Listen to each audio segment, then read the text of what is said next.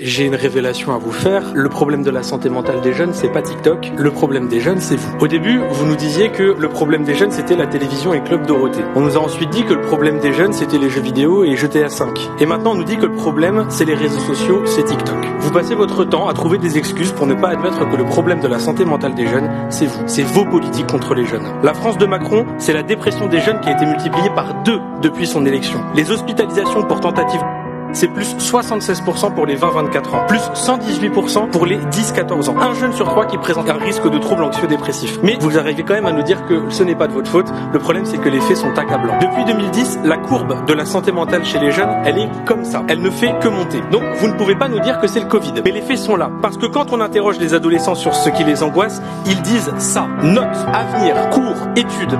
Et vous voyez, il y a même Parcoursup qui est marqué juste ici. Quand on interroge les jeunes, je ne vois pas marqué TikTok. Je vois marqué bilan des politiques d'Emmanuel Macron et de Gabriel Attal. Parce que quand on est lycéen à 40 dans une classe, où les professeurs absents ne sont pas remplacés, et quand on sait que c'est un algorithme qui va définir le reste de notre vie sur la base du contrôle de la veille, oui, ça affecte la santé mentale.